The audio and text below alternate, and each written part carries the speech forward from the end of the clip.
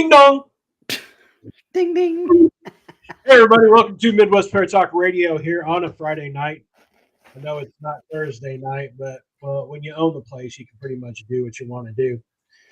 And we decided this is what we were going to do. And Yep. while we were sitting here talking and gibber yabbering before we went live, I didn't pull up any of the channels that we go live on or make sure everything is running like it should. Uh, Well, the YouTube works because I just got a notification that we just went live. nice. Live now. Live. Live now. Woohoo! So, happy Friday. So, This dastardly Dan week is over with. You're going to hear our voices here. Just hold on. Bear with me. Don't hate me because I'm beautiful. what? What? There is something wrong with you. Hey, we're live there. Yippee skippy MFers. What? What did you just say? I am lost. I said yippee skippy MFers. So Oh, we're live on my Facebook page. okay. Fortunately, we're not live on the group page, which is where I kind of wanted to be live at. Wait, What? stop, collaborate, and listen. Oh shit. So let's see, what are we going to talk about? Let's talk about. We're going to talk. We were having a chat before the show, and we were talking about animals that have passed on, and ooh, that guy's ugly. Um, and being visited by them after they've passed. Because today I started feeling heartachy over my little Shelly belly. I started missing him out of the blue for no reason at all, to the point where I started crying. And I'm like, he must be here. Why, that's my dog who passed away in November, who is my soulmate. Right. Oh, speaking of dogs, lay down. Yeah, my other one's in the other room. Right. Uh, we've had. Let's see. There is Tricky and Jeffers. Those were the Greyhounds. Do you remember the Greyhounds? Yeah, I think I do. The black and white tuxedo and Hmm. the light brindle. Those were the first dogs that the wife and I had gotten together. And Tricky and Jeffers were their names. Tricky was mine. Jeffers was 100% hers. But Tricky wouldn't give up until she wanted up on the couch. So I lifted her up on the couch. She couldn't walk, but I lifted her up on the couch, and she was bad. And she just laid her head on my chest, and I told her, I was like, "Honey, you're hurting. And just let go. It's fine. We'll be fine." And then she passed away in my arms, and which is the toughest thing ever for anyone that it's happened to. It's a kick in the dick, and I hate that for you. But she wouldn't go until I told her it was okay.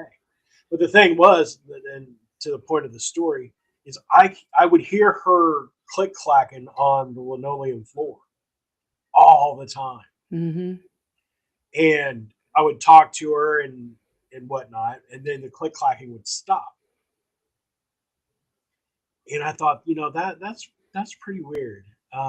Now Jeffers, on the other hand, that being her dog, I don't ever remember hearing or sensing that dog around at all after he passed away. Um, I he got bit by a recluse, I think, or a snake or something. Oh, He went outside to do his business, and he went out there 10 minutes, and I had gone to the store for something, got a call, and she was telling me that he had passed away. good God. Well, by the time I got home, he was as stiff as a board. Mm. I'm like, God damn, man. Um, But and then we had Dilly and Sammy, who were the pit bulls starter pack that we had. Um, I hear Delilah all the time. I remember Delilah. Yep. She used to say Delilah, and she would look at you and she'd smile real big. Hmm. But I hear her all the time. Oh, I hear you. That's Missy. Yeah. Um, but I mean, and the reason that we're talking about this now is that I got, well, Devin sent a video not too long ago of Missy doing that, but at the toy basket in the window.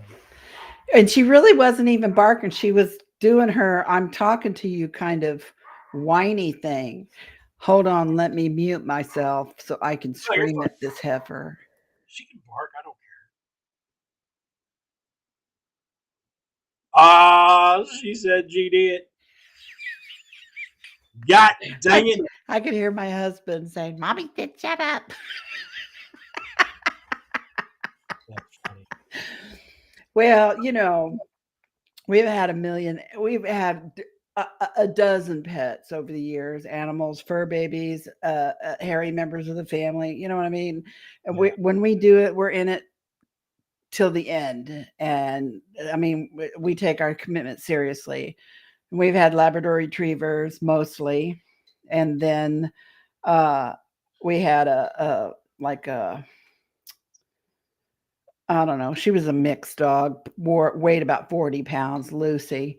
And then, my Yorkies, Sheldon and Missy. Missy's the one you were hearing yakking. I got Shelly first, and then I got Missy 2 years later. Because Yorkies are like Lay's potato chips, man. Once you get one, you just can't stop. I swear, they come better. They're better in pairs. And I absolutely adored Sheldon. He weighed 1.5 pounds when I got him, and I carried him with me everywhere. He slept with me, and I mean, he was my best friend in the whole world. I used to sing that song to him, and he got sick when he was about 6.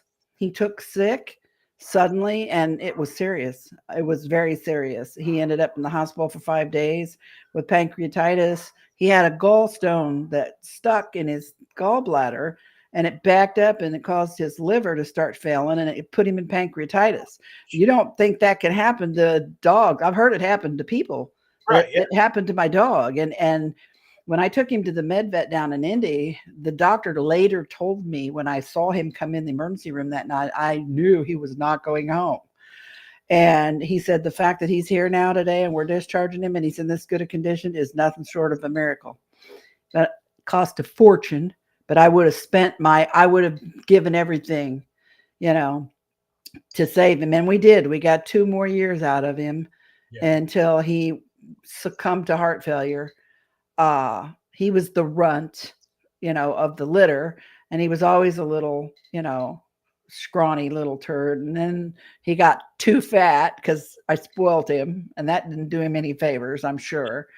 But he had a good life, and he was loved, and he'll always be loved. But Right. and we had a cat, Skeeter, that we had for 17 years, and Skeeter passed away just Christmas before.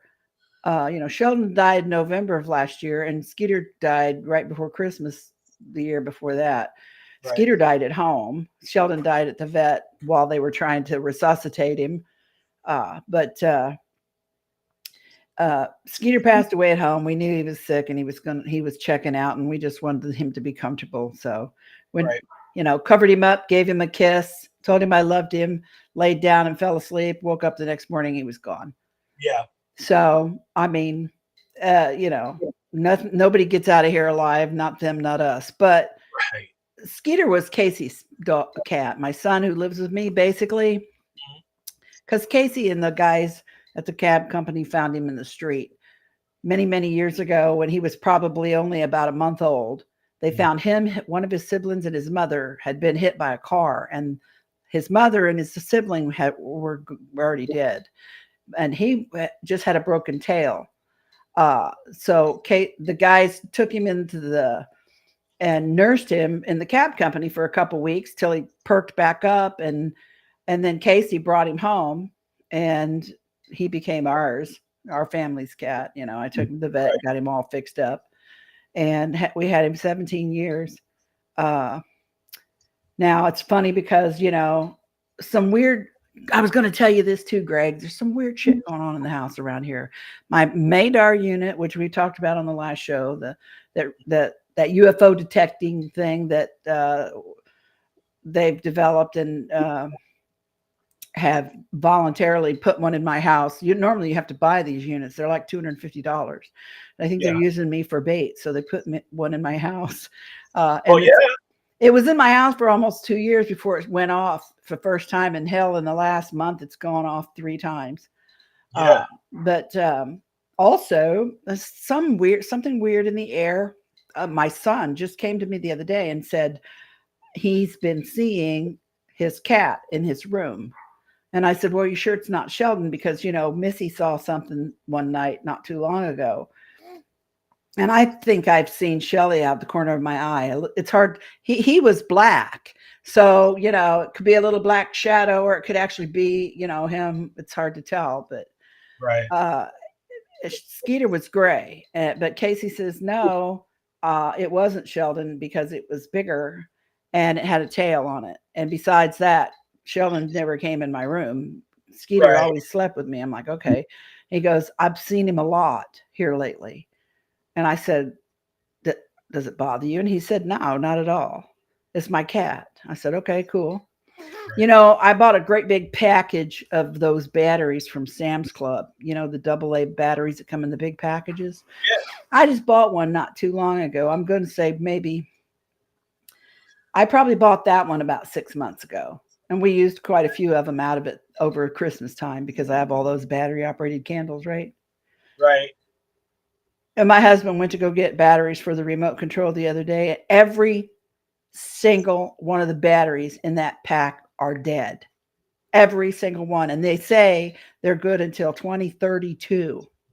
Wow. Every single one is dead. Something sucked the battery juice right out of my batteries here in my house. It's just such a strange feeling in here right now. The sensation is just so, I don't know. I've had a couple of really weird lucid dreams. And you know, I've been under a lot of stress lately. The world is on fire, and just it's like we live in the upside down right now. And I'm older, and you know, older people, we have worries. We worry about our way to live and survive and all that shit. And so I've been under a lot of stress, and I just thought maybe I was having these dreams because I was under so much stress, you know. But the one I just had the other day was so weird. It's like I went to bed, and before I fell asleep, I'm like, God help me, you know. And then I fell asleep. So I went to bed. I fell asleep thinking, somebody help me, you know. And in the dream, right before I woke up, someone knocks on my front door, and I go to open it. And this big dude, I mean, this dude is so big that he has to duck down to come in my house because otherwise he's going to smack his head on the door frame, right? But I recognize him, and I am absolutely thrilled to see him. And I run to him, and I step on his boots to jump up in his arms, and he catches me, and I wrap my arms around him, you know, and I'm squeezing him around the neck tight. Like it's like a little kid grabs onto her dad, you know what I mean? Yeah. And I'm like, thank God you're here. And he pats me on my back and he says, it's going to be okay. Everything's going to be all right. Don't be afraid. And then I woke up, and I'm like, I felt so good when I woke up for a minute. And then I'm like, well, fuck. Well, I didn't want to wake up. Damn it. You have dreams like that where something comes to you and tells you whatever it is that is going on with you at that particular time. And it's the same message though. Everything's It gonna be is, cool. and it's not the first time that this particular person has been in my dream, particularly in my hour of need, I would Right. say, so it's like, something's happening here, and then I shot that little bit of video that I sent to you, Right. that we're going to show everybody here in a minute. Yeah, we're gonna do the Misty one first, since we were talking about pets. Mm-hmm. Oh, and also I'm gonna digress to pets for real quick. My dogs will start acting stupid for no reason, like flipping out, barking, nothing. And I know I've said this, we've talked about this before, but I can say, hey, leave my dogs alone. And they'll calm down and lay back down and everything is fine. Mm-hmm. But I've not had, actually, to think about it, I've not had that happen in a couple months. Mm-hmm. But Boba, he's just a little tyke. He's a baby. I mean, he's 2 now, but he's nothing but puppy. He'll bark at anything just because he wants the other 2 to do something. So it's hard to gauge exactly what's going on when it's going on, because sometimes he's just a dick. While the other 2, Well, damn. I mean, let's just call it for what he is. I love that dog, and I would go to the grave for that dog. But he's kind of a dick. he likes to razz up everybody. But yeah, I've always had pets that have been connected to spirit somehow, and it's kind of weird. But peace. That's me. Let's see if I can get this video to play. I'll give you some background on it. Me and Missy were sitting there watching TV together one night, and she went over to her toy box to get out some toys, and suddenly she started acting seriously bizarre. And I decided to record it, because she doesn't act that way, especially when she started looking like she was following something with her head and her eyes. Right. And the path that she follows is the same path that Skeety and Sheldon would take to climb up the little steps to the top of the window box, and then down and around the side of the toy box. Right. And every time Missy went to the toy box, Sheldon was right there with her, because he was ready to see what she had. And even though there's 8 million toys in there, he wanted the one she took. Yep. So I think that's dog's nature, because mine do the same. Yeah. It could be a billion toys and everybody wants the same damn one. Mm-hmm. So, all right, well, here we're gonna go with this video. You guys check this out. It's kind of weird how she's behaving. So I clicked on her. You think I'm crazy, don't you? What's going on, Missy? Who's there? Is there Sheldon there? Tell Shelly Happy New Year. That Mama loves him. I love how she's looking at you. Yeah.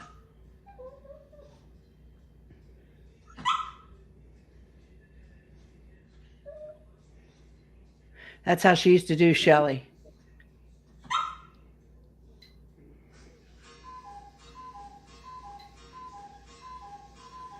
That's my cuckoo clock.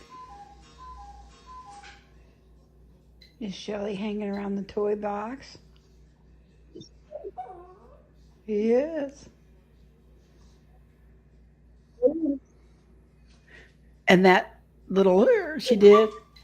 She did that all night, the night Sheldon died. Shelly, Mama loves him. Oh, and really? misses him. Yeah. Tell him.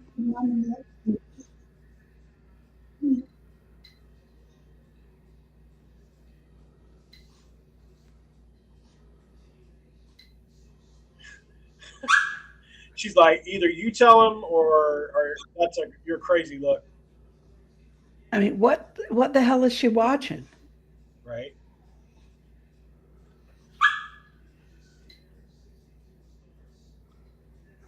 And she's looking at me like, don't you see that, Mom? What's Right? happening? Yeah, that's what I was gonna say.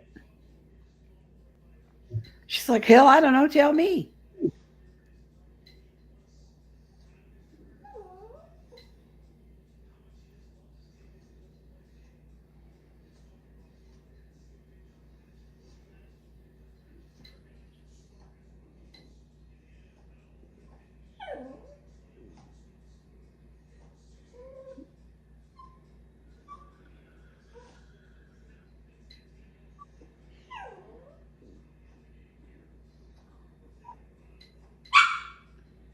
What is going on, ma'am?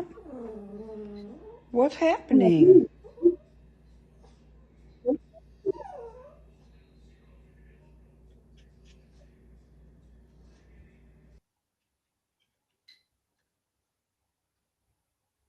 I tell you, she don't act like that normally. I mean, I don't think I've ever seen her act that way.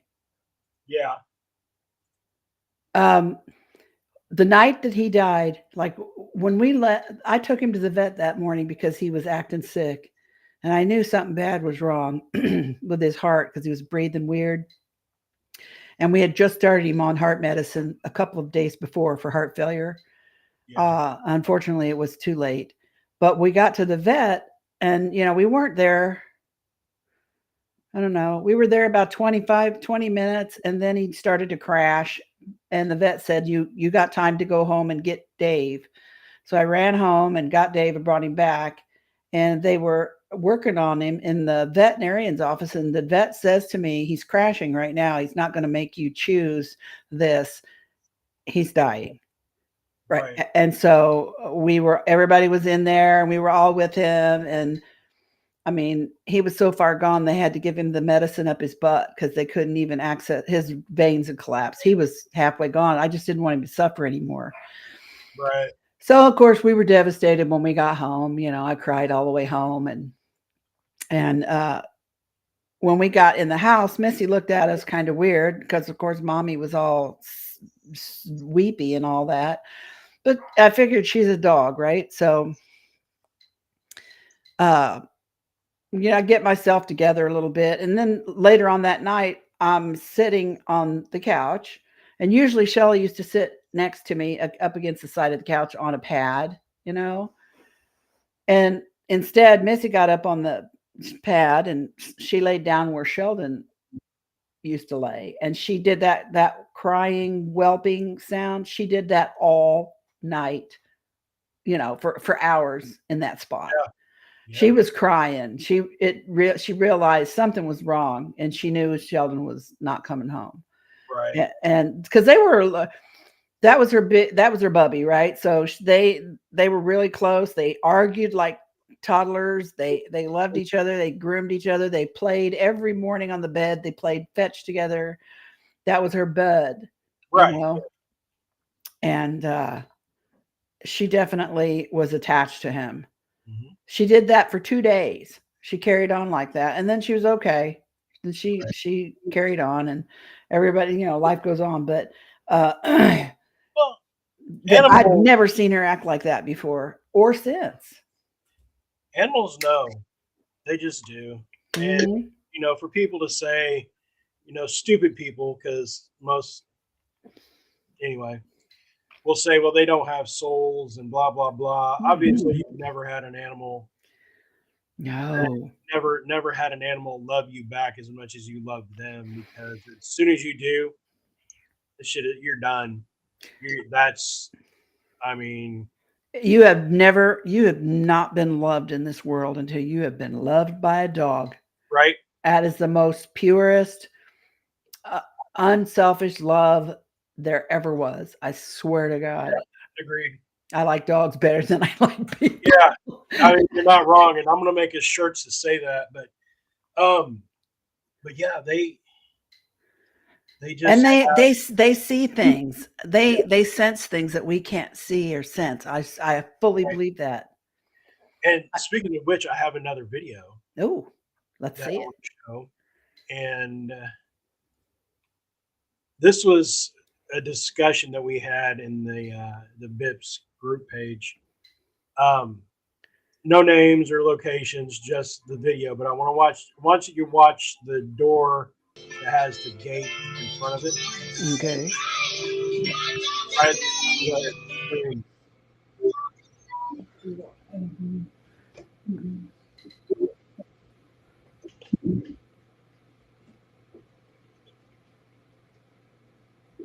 The light came on.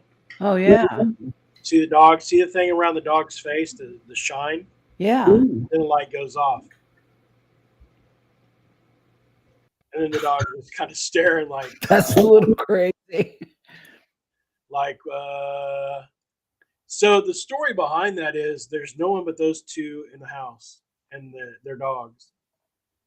And the light comes on in the hallway and the dog comes up and he has something around his face and then it disappears and then the light goes out.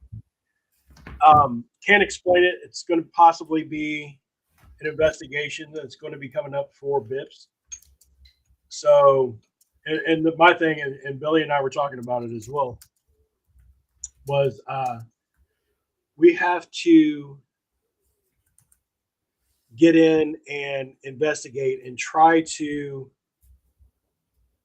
reproduce or debunk whatever is going on there. I mean, I can't fully, and I've said this before, and when someone asks, hey, can you listen to this EVP or can you look at this photo and you tell me what you think? It's just my opinion. I can't give you 100% answer on any evidence that I wasn't there to witness or gather myself. So, I mean, who knows what this is? So hopefully we're going to be able to get in there and try to reproduce or reenact the whole situation, try to figure it out. Can you play that video again? Now, the dog was supposed to be there. I mean, the dog's not an entity, right? Right. The light came on its own. Yes. Right.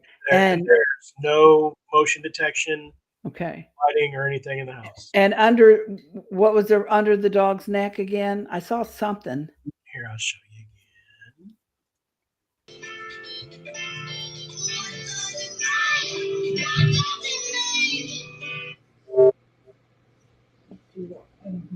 That was their alarms going off. Oh. I'll pause it when the dog gets in the hallway. It looks like he's got a flashlight in his mouth or something. Right? And looking at top of by his ears. Yeah. And then gone. That is weird. That is weird. And my first question was, does he have a reflective collar on? Yeah. Is it, and they're like, well, there's no motion sensors or for lights in there. We're like, well, is their front window or whatever window is right there, is it front facing towards the street? Could it have been a car driving by?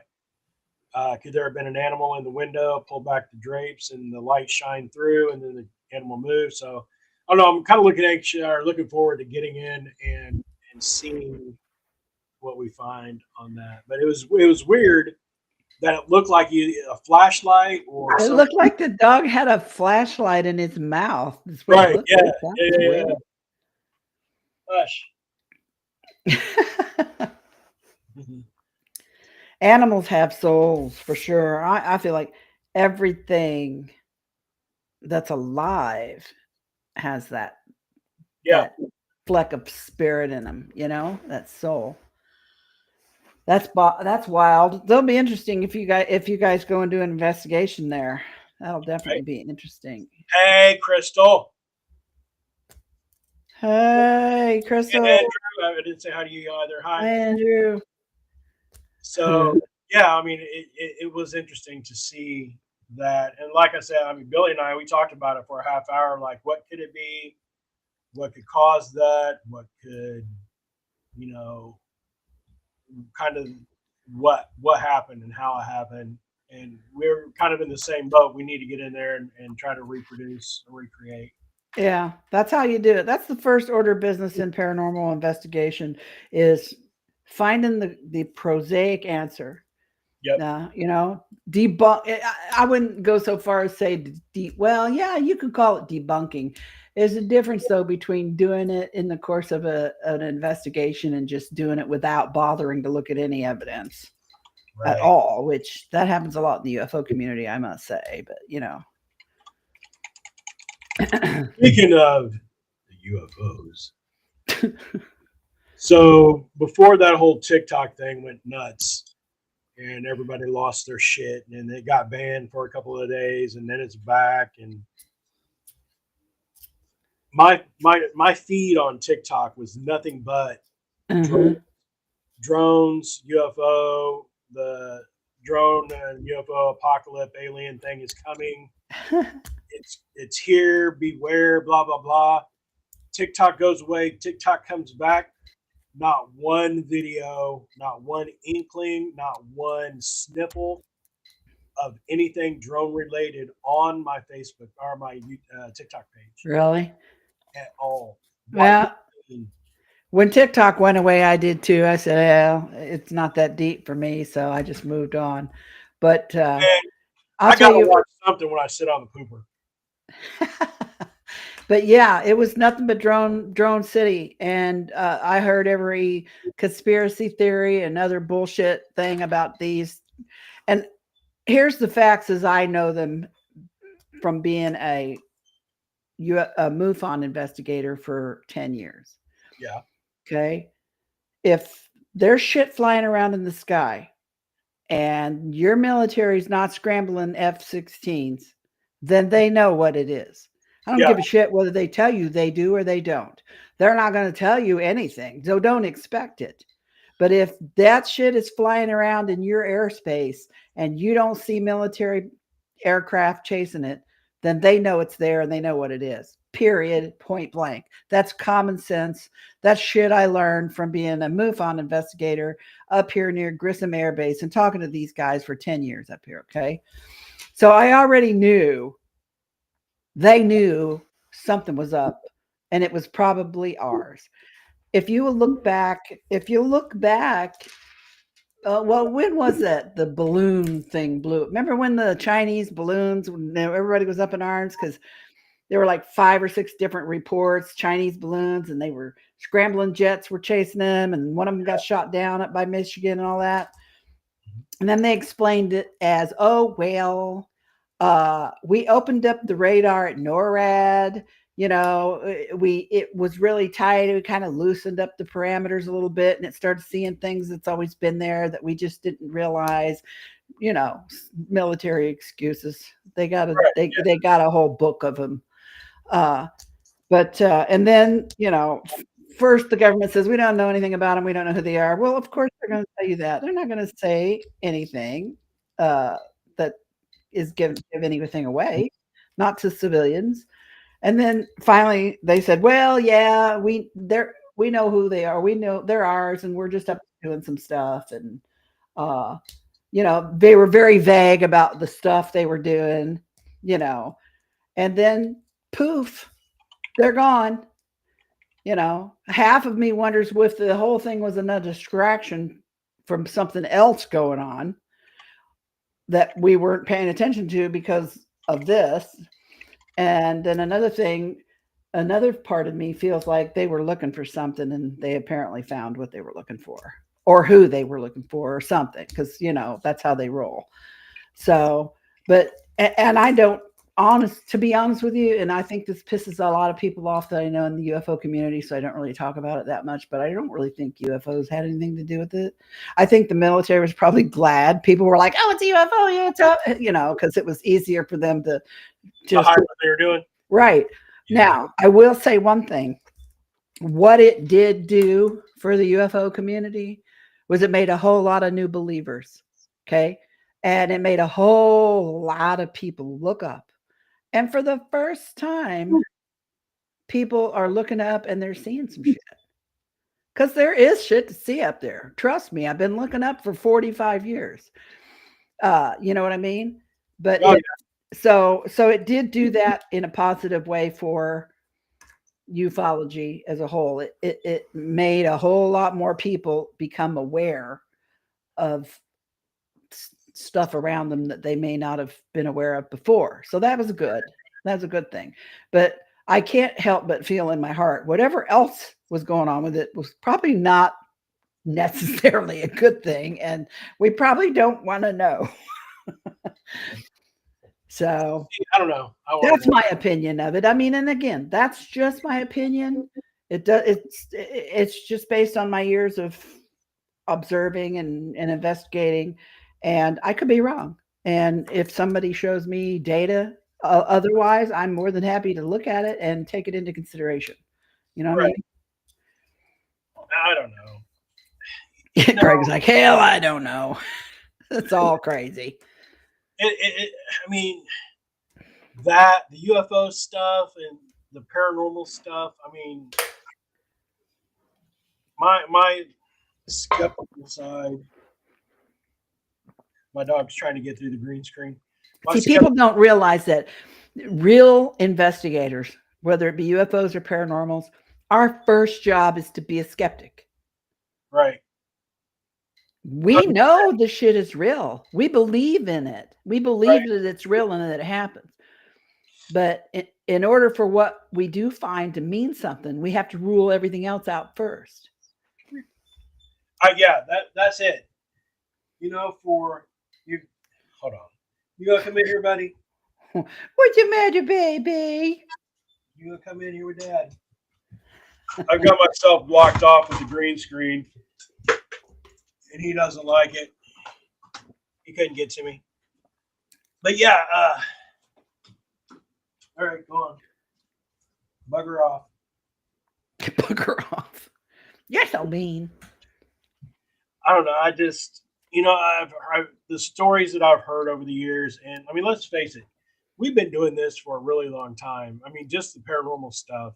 Yep. You've got, 20, 25 years on me on the UFO stuff before you introduced it to me.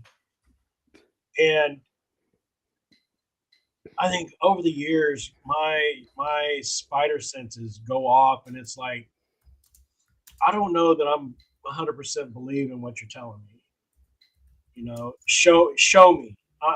I'm in now the show me phase of my investigative career, where you could tell me everything that you want to tell me, but let's go investigate it. Let's get firsthand experience and get our hands dirty with trying to figure out what exactly is going on that's making you think this. I mean, let's be honest. There's been houses that we've been into where, the glass bongs and the drugs were highly visible. And they're saying that they're seeing shit. Well, guess what? I know why you're seeing it. I know. You know what I mean? I remember one investigation we did with MRIPA. We walked in the place and I could smell not patchouli. Right. And I'm like, dang, okay then. That's not to say that people who imbibe occasionally don't see things, but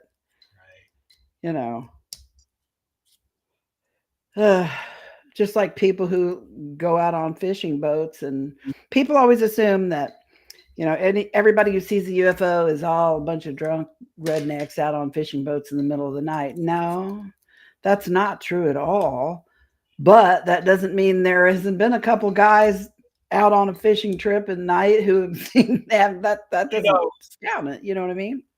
And that always was a question for me, because you never heard of Wall Street getting hooked up and taken up in a UFO and given the what for. It's always, I'm not going to say always, but 85% of the stories that I've heard thus far have been good old boys or Southern ladies. You know what I'm saying? Well, so my question is, like, who was the farmer that had disappeared for like days? Or not a farmer? It was Travis Walton. He was Travis Walton was he was a logger in Arizona. Right. In the mountains. He disappeared for like 5 days. Then there's a gal right in the middle of Manhattan who was pulled out of her I can't remember what story apartment building. I mean, it happens everywhere. It happens during the day. It happens at night. It happens to doctors and airline pilots and military personnel. Is it just that they don't want to come out with their story because of what they do for Yeah. a living? Because the stigma that's wrapped around it, some of these people are, if they came out with their stories, they would not only lose their jobs, they would lose their tenure. If they're professors in college, they would lose their pensions. They have a lot to lose. The Right. guys in the fishing boats in Alabama may not have as much to lose as the 30-year airline pilot. You know what I'm saying? Yeah. There's a lot of stigma involved in it, but they are there, and there are millions of them. Yeah. You know what I mean? That is a fact. I've met them, talked to them. If it were me, I wouldn't care how batshit crazy anybody thought it was. If the shit happened to me and I want to know why or how, or give me some kind of information, somebody's got to know. I want somebody in my corner going, okay, yeah, let's figure something out. Well, and times have changed. There is less stigma now than there was 45 years ago when 40 years ago when I went and talked about it publicly. This is the last thing on the planet anybody in their right mind would ever want to be famous for. Believe you me. Now it's a little different. Just like when you and I started the podcast 15 years ago, what was there, like 8 paranormal podcasts? Now I think, and honestly, I think the ParaQuest Radio Network had, well, no, there was more than 8. We had at least 7 or 8 on the network. And then there was a couple other networks, ParaX, and I can't remember the other one. Todd Sheets ran that one. But I mean, there's probably 20 podcasts total. Yeah. And paranormal, and that was it. Now there's like 200,000. Yeah. You know what I mean? The entire thing is swamped. So you know, it's a whole different world now, and people look at it differently now. I obviously eventually reached a point where I didn't give a shit what people thought. And I didn't, even when I was talking. At first I didn't want to. I felt like I was being shoved into the spotlight, you know, but and I would think to myself afterwards, oh my God, what in the hell just came out of my mouth? Jesus Christ. But facts is facts, you know, and I was there, and there was no putting the toothpaste back in the tube, and, you know, but today it's a lot easier for people to come forward than it used to be. As hard as it still is, it's a lot better than it was. We have a long way to go. And that's one of the things that I'm trying to work towards, you know, behind the scenes. 90% of the time behind the scenes is to work towards helping to make people feel more comfortable about reports, telling their story, you know what I mean? And trying to help lessen the stigma surrounding it. And the same thing goes for paranormal. People didn't want to, you know, people didn't report ghosts in their house because, you know, then your next door neighbor would think you were nuts. You know, oh my God, they think their house is haunted. Okay, right, sure. There's no things as ghosts. You know what I mean? But now more because of all those guys on TV and being so popular for the last 15 years, you know, taps and whatnot. Everybody wants to be paranormal investigators now. Everybody thinks they're a professional. Everybody knows the exact right way to do it. And I'm like, come on, really? There's no professionals. People don't get paid to do this shit. Professionals get paid. Well, now they do, thanks to, you know, Zagans and people like that charge, but you know, most of us don't charge. In the height of it, even back when all the paranormal shows were new and all that hype was coming out, people still, though, were really like, I don't have a problem. Nothing going on here. Move along. Yeah. You know, and you really had to dig deep to try to get the information out of the people because they were so afraid of what was going on. And right. Right after get paid to exaggerating and fake crap. Yeah, that's 100%. And as time has progressed, and you've had the people like that guy from that show that That guy from that show that everyone Yeah. knows who we're talking about. right, and shows of that nature. I mean, some Yahoo on a show that I watch went ahead and let himself get buried in a graveyard of a haunted location to try to elicit some kind of response. You don't do that. That's all dumb shit right there. propaganda, bullshit. That That stuff. is sensationalist crap Yeah, that demeans what we are seriously trying to do. 100%. And that's what bothers me.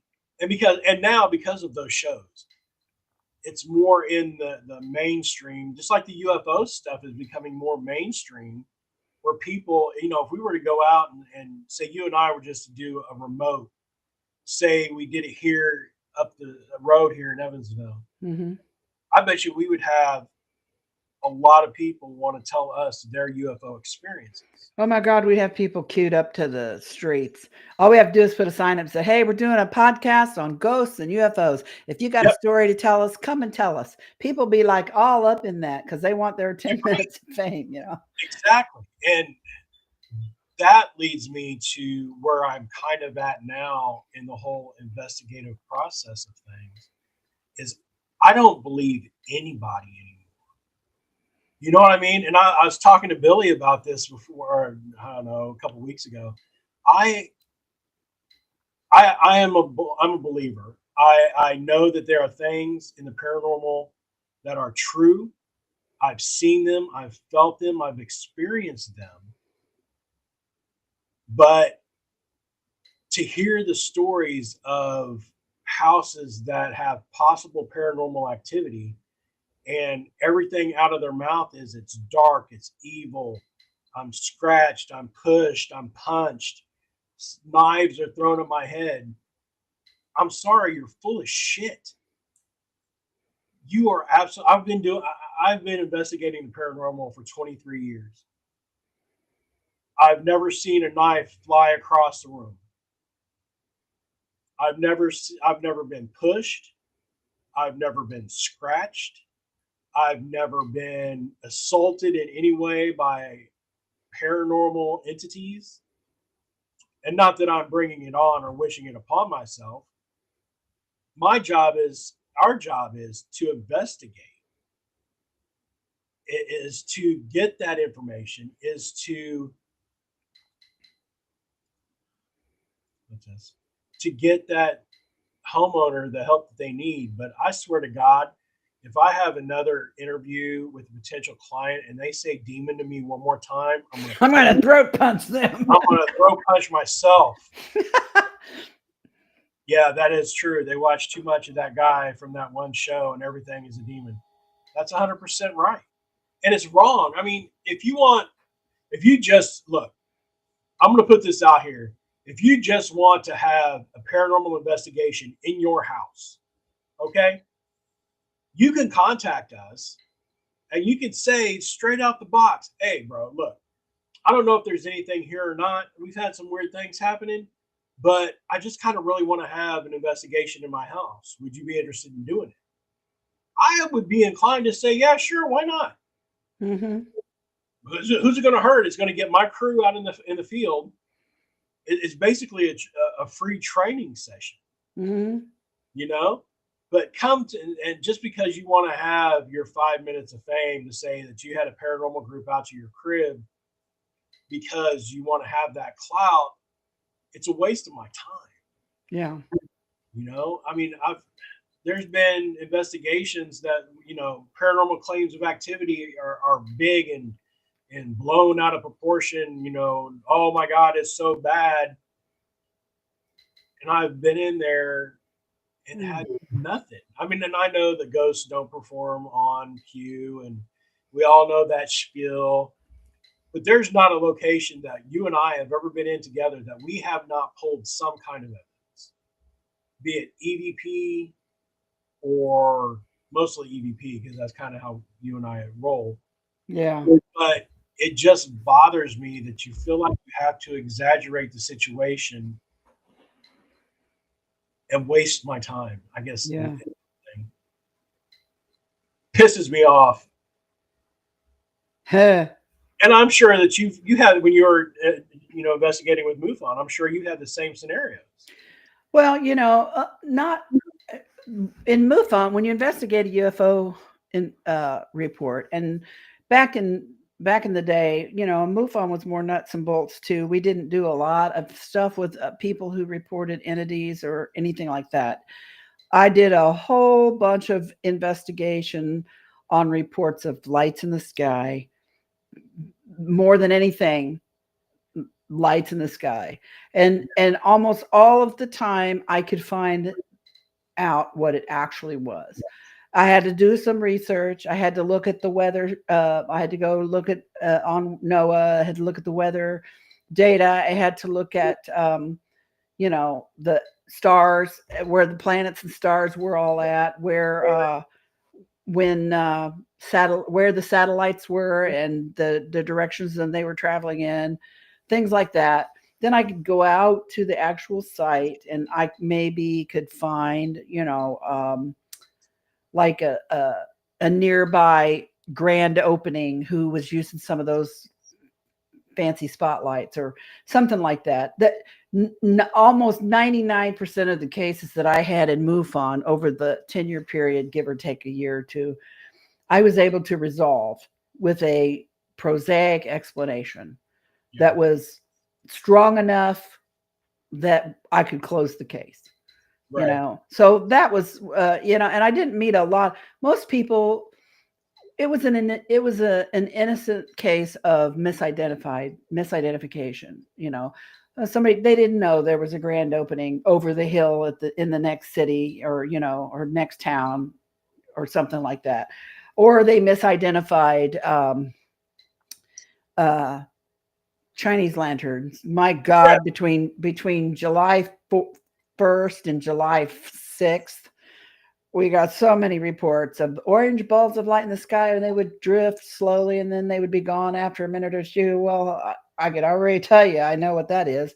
I did a training video I went out and spent $10 on Chinese lanterns. They were like $1 a piece after 4th of July. Right. Then we went out to, me and another investigator went out to a local park and set them off and video recorded them as they went up and what they looked like and everything, to do a training video for investigators, And I think people get kind of pissy with me sometimes when I have questions about. I don't think my case was like extraordinary to the point where nobody else is as good as mine or any of that shit. I know there's waste stuff out there that's way more interesting than mine was, and also maybe more weird, even, believe it or not. But because of the position I'm in and the experiences that I've had, it is very easy for me personally to go down that rabbit hole and to lose my critical thinking skills and allow myself to be sucked into that rabbit hole. It's very easy to blame every little tiny weird thing me or anybody else sees on aliens or this or that. And it's really not healthy or smart to do that. What's smart is to think critically, to figure out, what the reasonable explanation to this could be. And you can apply that to every part of your life, not just UFOs and ghosts, you know what I mean? To figure things out. Critical thinking is an important skill. But anyway, that's sometimes people get a little annoyed with me because that old MUFON investigator is still, stuck in there somewhere, and they think I'm trying to be, bougie or something. I'm not. I'm just trying to not lose my shit. Right. Yeah. Yeah. No. And that's, you hear so much off the wall stuff, and then when you prove it wrong, people do take it the wrong way. We had a lady. That's funny, Crystal. We had a lady on an investigation that we did not too long ago. That she thought for sure she had a demon. Yeah. And all the evidence. I think you and I had talked about this case. I'm sure we have because I talked to you about everything. But she got offended when we told her that she didn't have a demon. That It's like, why do you want a demon, for God's sake? right? That's And nuts. if you had one, by God, you would know that you had one. And she literally stood up from the table and walked away from us and left. That's crazy. Why would you want a demon? I don't understand people. I I don't don't either. That makes no sense. know. It's like, dude, do you really? You're not thinking.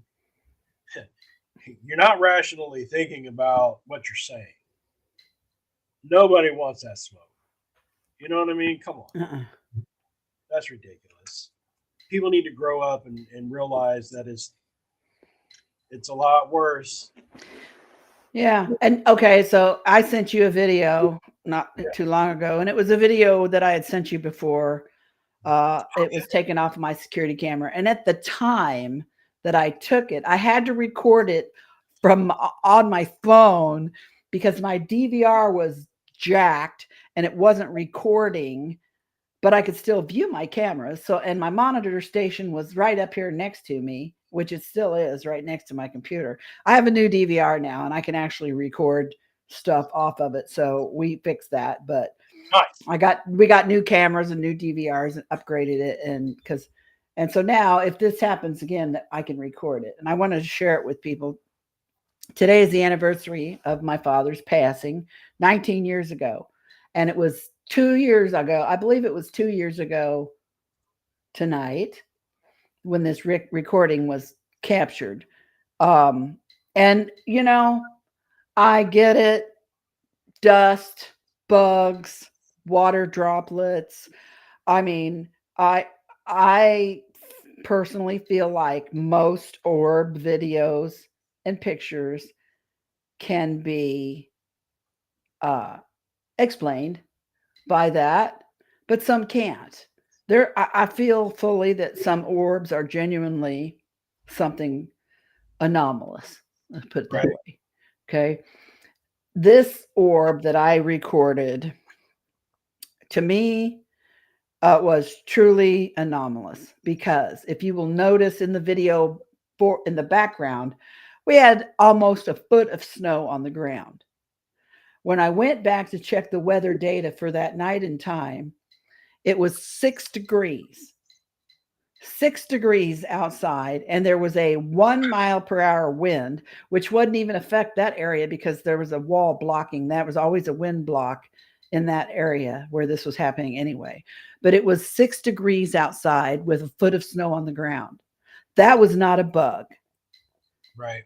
I also went outside. My son watched the video camera feed while I went outside with a broom and swiped off the actual camera to make sure there wasn't something on the camera. You know what I mean? Right. Because I see that.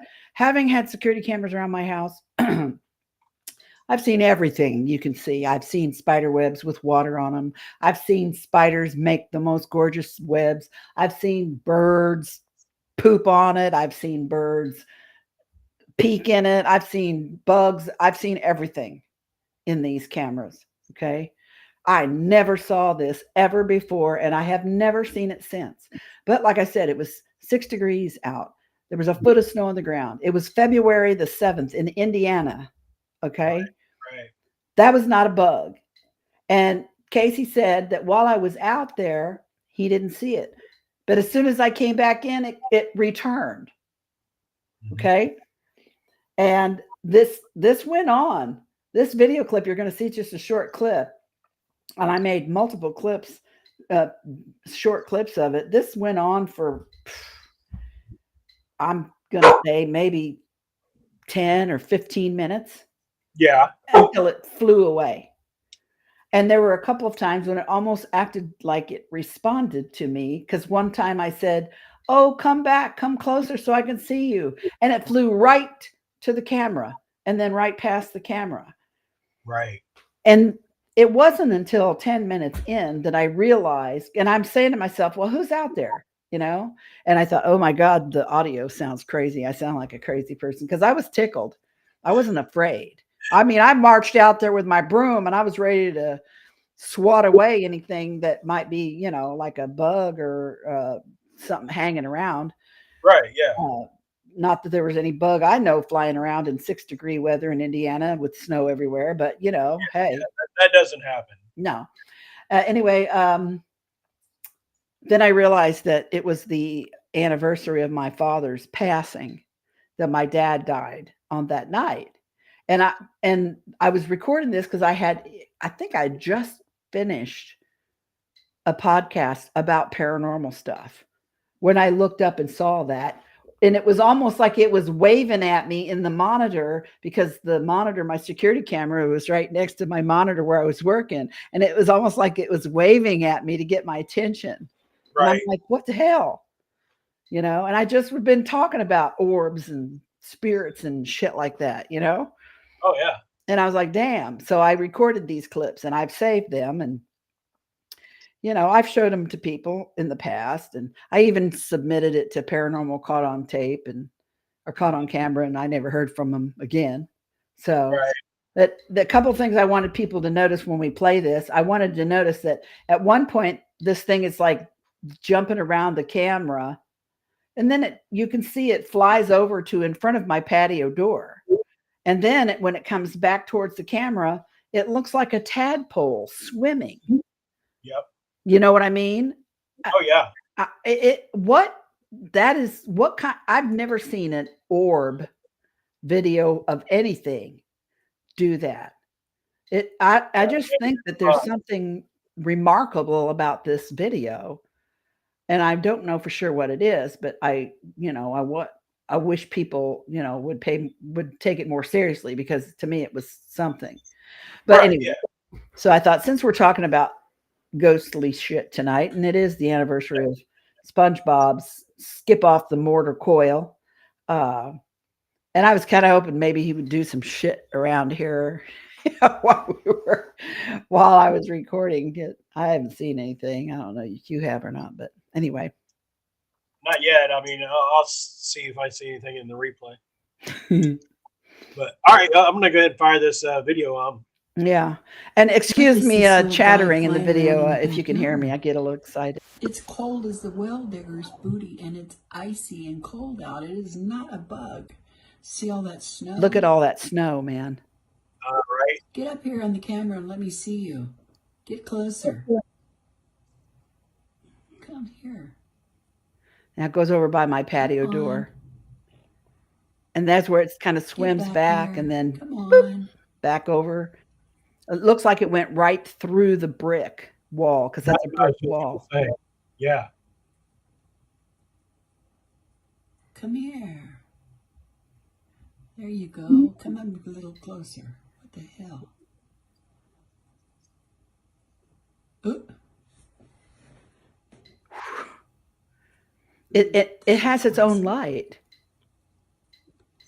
Peekaboo. Peekaboo. Hello. What the hell is Hello.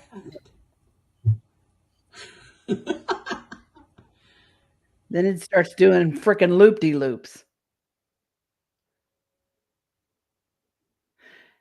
At the very end, when it gets done playing with me and I'm watching it and I see it for the last time, it shoots out by the mini barn.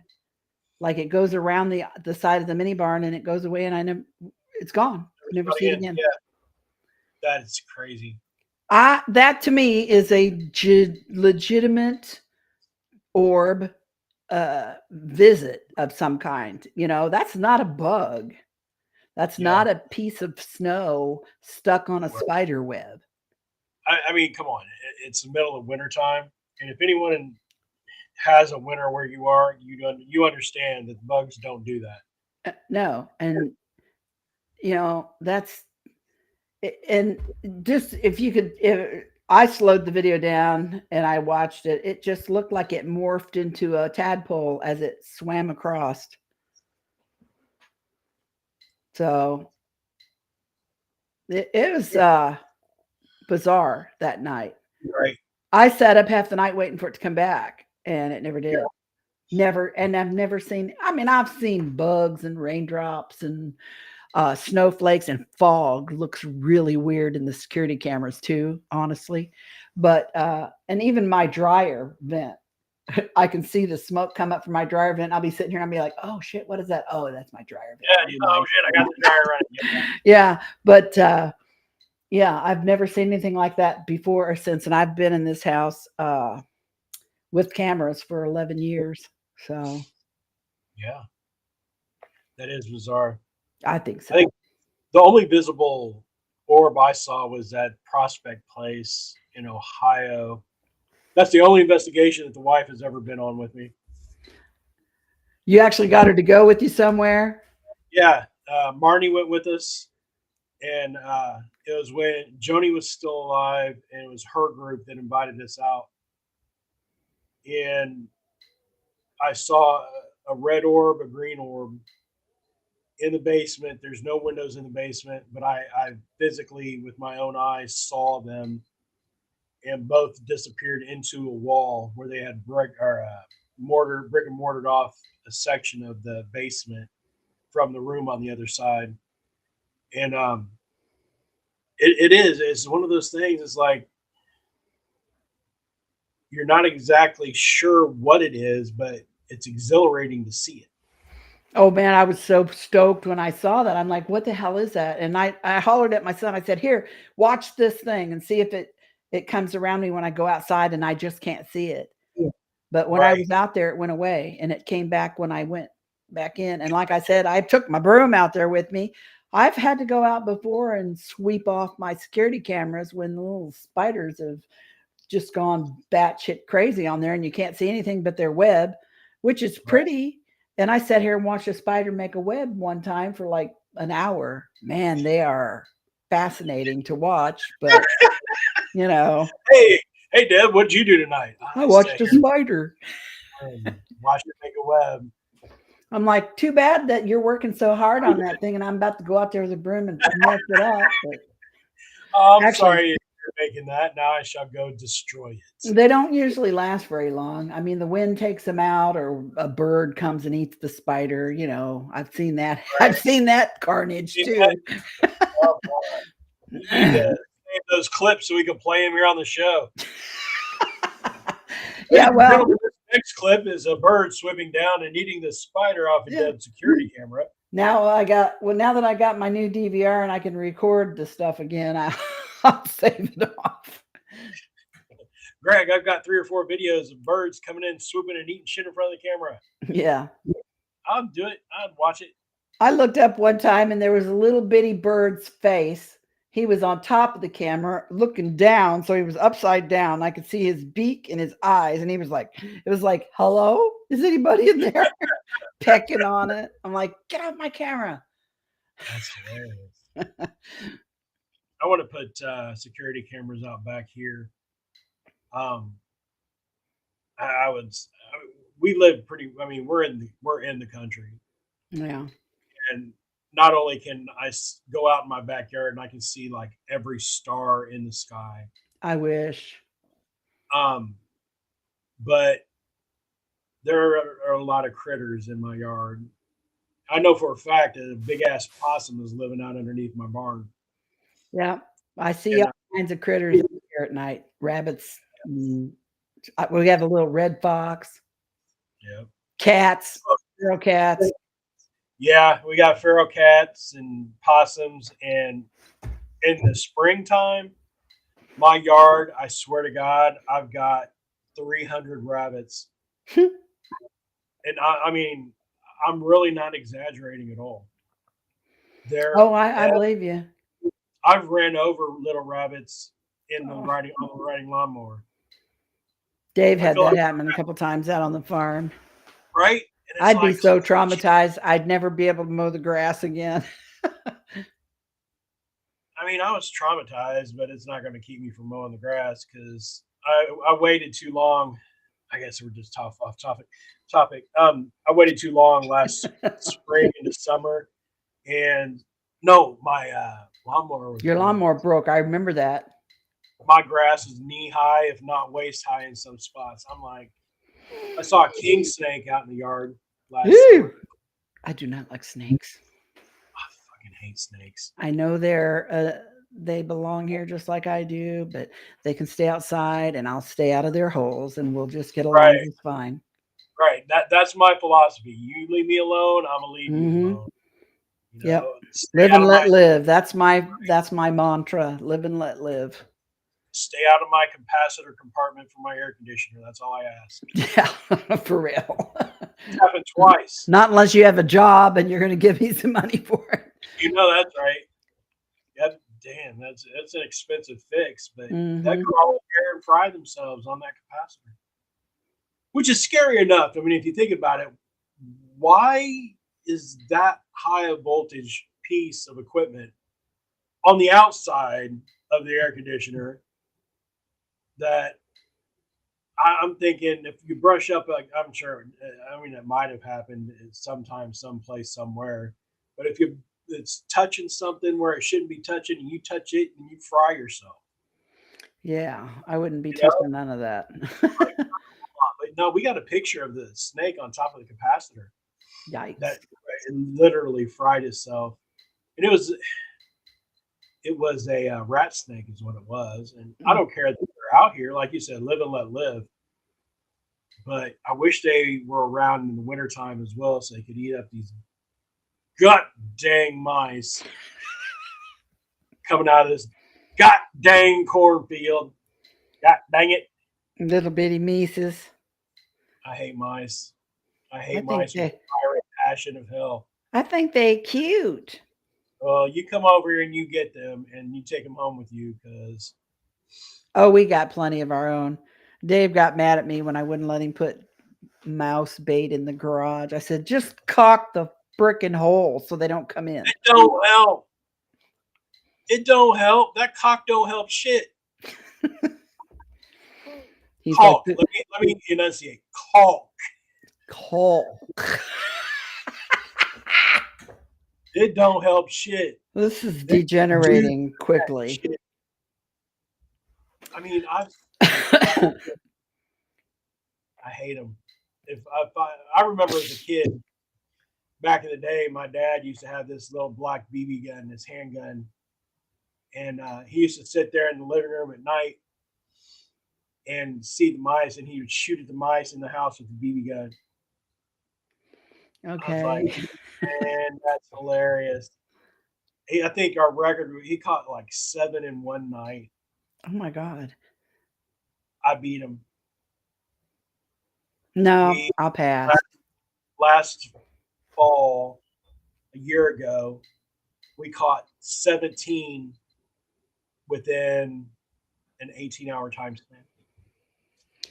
Yeah, I don't kill things. I don't even kill spiders. I catch them in my little red solo cup and take them outside.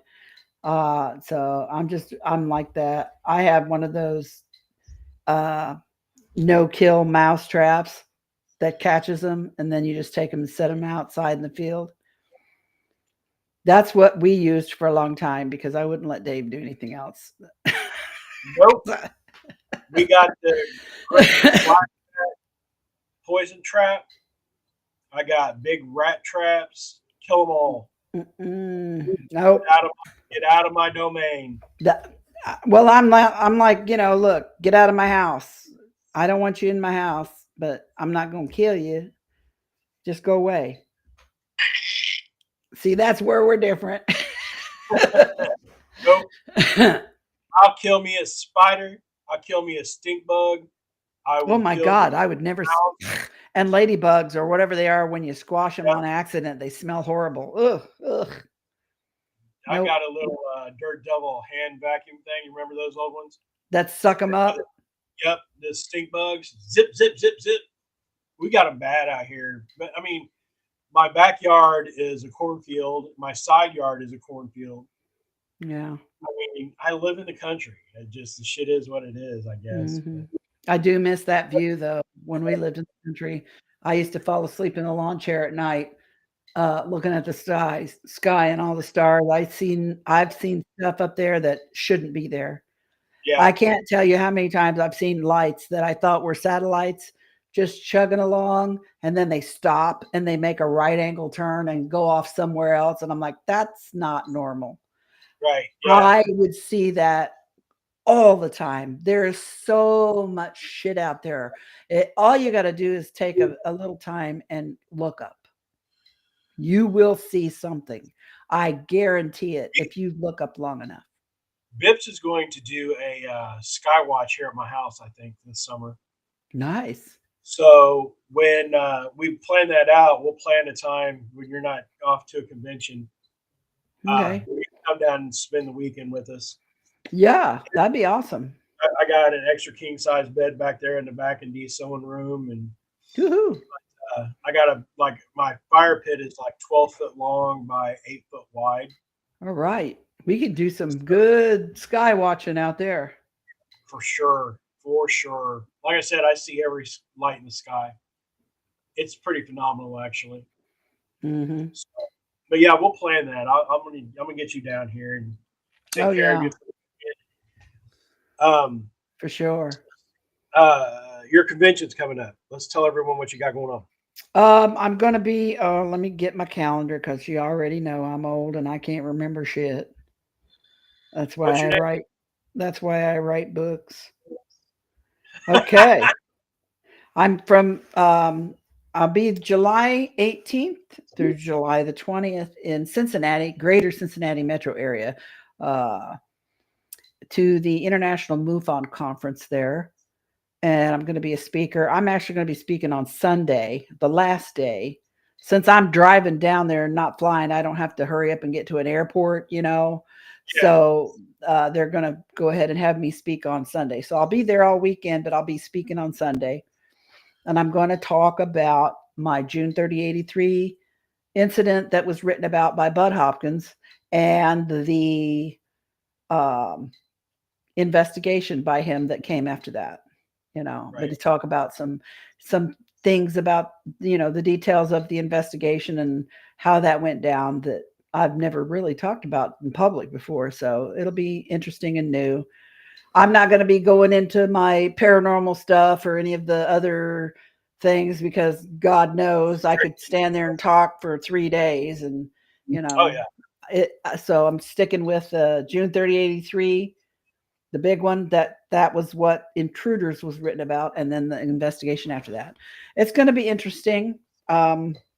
Frankly, I'm surprised the MUFON invited me because, you know, they didn't want to have anything to do with my case 40 years ago. right. But they have progressed. They've come a long way, and they've really widened their wheelhouse to include, you know, Close Encounters of the Third Kind. So Good. that's They need awesome. it, right? It's going to be a really, you know, go online and check out International MUFON Symposium and see about, you know, getting tickets. You can buy package tickets. You can get, I don't know if they got any hotel rooms left or not at the convention center, but it's going to be good. So, and MUFON and conventions are always good. I've been to a couple in my life, and I always learn a lot there. So, Were you with us when we were at the UFO uh, talks? Was it a Grissom? yes. And the guy come out and he was telling the Star Wars story and how he was a real Jedi. Do you remember that? I don't know. I vaguely remember something about Star Wars, but I was Yeah, there when we did the Grissom investigation. Remember right. that? Yeah, yeah. Corey was with us on that one too. Uh-huh. Yeah, and Marnie I think was with us. That was interesting. It was interesting. It was cool going in all the old planes. Yeah, if anybody ever is up in the near Kokomo area, go up to Grissom Air Force Base, just north of here on 31 by, I don't know, 15 miles. And Yeah, they check out their museum there. I think they're still open and operational, and you can go out on the field in the summertime and go in the old they have old planes there, replicas of old fighter planes and whatnot, and it's really cool to go in there and They sit. were so Yeah, cool. it But you was had to cool. actually get into the plane. Yeah, The it's a really neat bomber place. seat and the machine gunner under the belly machine gunner bubble. I mean, we had some weird stuff happen inside of those planes to us. But yeah, go check that out because it's definitely worth the price of admission to go through and look at those old planes. They have an observation tower out there. I think there was a sky watch going on while we were doing an investigation there. But I mean, And it was storming that night. Do you remember? yes, it tore loose on us. It was bad. Well, it says they're temporarily closed right now.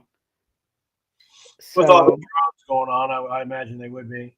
yeah, hopefully it'll reopen and be available at some point, because if it is, check it out and make sure you can get in there. But it's Not to mention, they have like a Black Hawk helicopter on the Mhm. inside of the museum.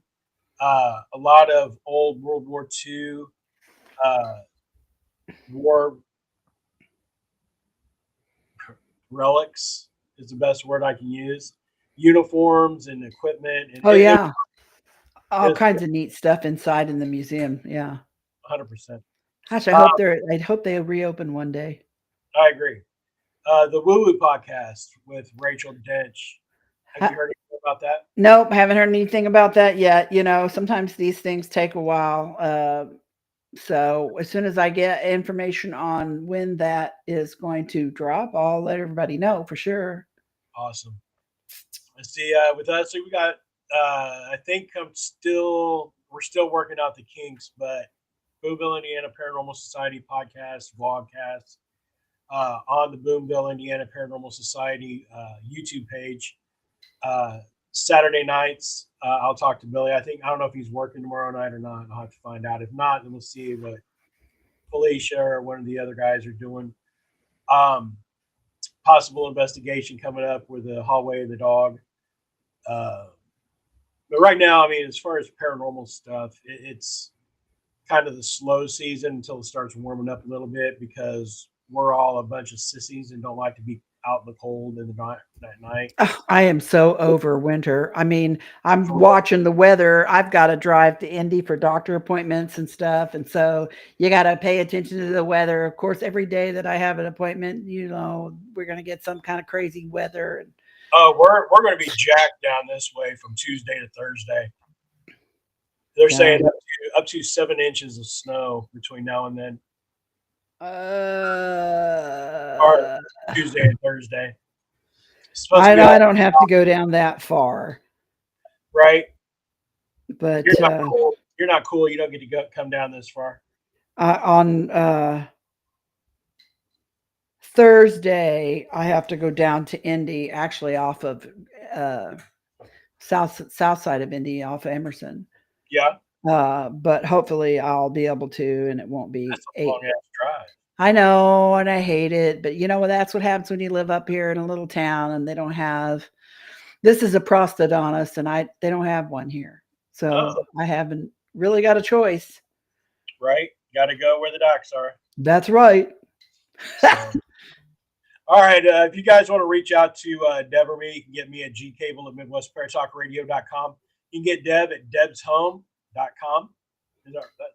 I keep wanting to put your last name in that damn URL. No, debshome.com. Wait. I'm sorry. If it's Deb saying it's www. Shut up. debshome.com. I used that on the podcast one night, and Greg typed in, "Don't say www." Why are you're old, you're saying the W's. I'm sorry. Go out there. You can get her books off her website. You can also look up her books on Barnes & Noble, on Amazon. Intruders, and what's the second title? I was just looking at Extraordinary Contact. Extraordinary Contact. I was seriously just looking at it today because it's for some reason I still have it in my wish list, and I have the book here like right there. But in my top bin drawer there. But anyway, Billy and I are thinking about writing a book, paranormal book. I just need to outline it right and get the right content for us to talk to. I think it's going to be a collaboration. I wanted you to be part of that, and I want the other members of BIPS to be a part of it and add a little bit to it as well. But that's in the works. The BIPS Paranormal podcast is in the 90% ready to go. And of course, you've got us usually. Let's see, I say Thursday night, and the banner says Thursday night.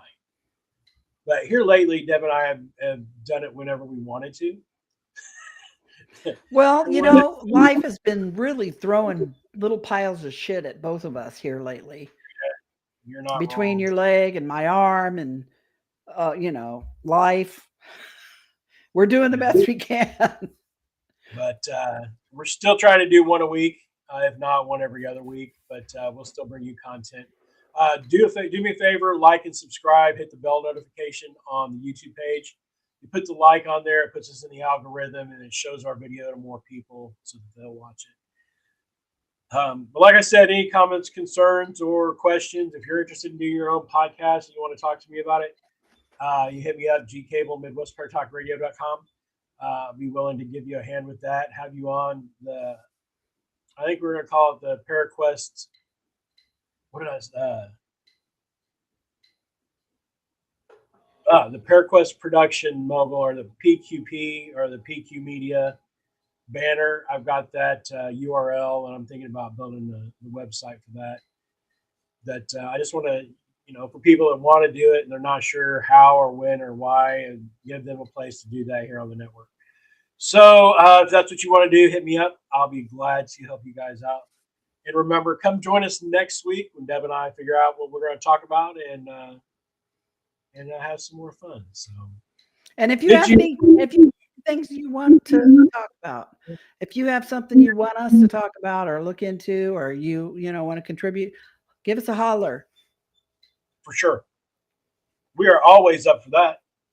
If you want to come on and talk about your experiences, hit us up. We'll talk about it. Absolutely. Come along. So I think, as Uncle Jed said, y'all come back now. Yeah. All right, we'll see you guys next week. Have a good one. Have a good weekend. Goodbye. Bye-bye.